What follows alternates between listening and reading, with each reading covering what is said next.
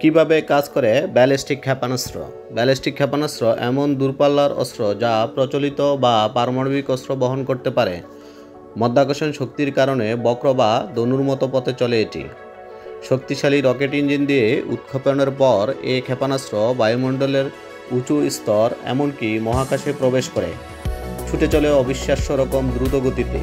Engine বন্ধ হওয়ার পরও এই ক্ষেপণাস্ত্র পূর্ব নির্ধারিত পথ ধরে আবার পৃথিবীর বায়ুমণ্ডলে প্রবেশ করে এবং লক্ষ্যবস্তুতে আঘাত হানে।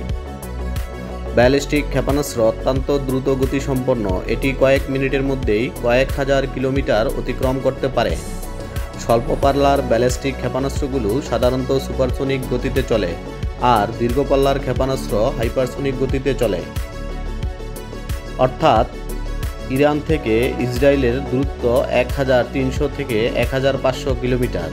ইরান থেকে মাখ 5 গতির ব্যালিস্টিক ক্ষেপণাস্ত্র ছোড়া হলে তা ইসরায়েলে পৌঁছতে সময় লাগে প্রায় 12 মিনিট। তবে প্রকৃত সময় নির্ভর করে ক্ষেপণাস্ত্রের ধরন ও উৎক্ষেপণের উপর।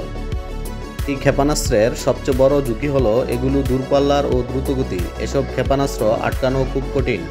দীর্ঘ উচ্চতা থেকে নেমে আসা দ্রুতগতির উড়ালপথের কারণে প্রতিরক্ষা ব্যবস্থা তার প্রতিক্রিয়া দেখানোর সময় কম পায়।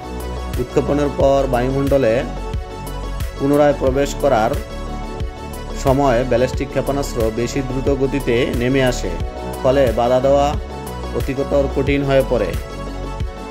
কিছু ক্ষেপণাস্ত্র আবার ভুয়া লক্ষ্যবস্তু বা পাল্টা প্রতিরোধ ব্যবস্থা সক্রিয় করে, যা রাডার বা ক্ষেপণাস্ত্র প্রতিরক্ষাকে বিভ্রান্ত করে।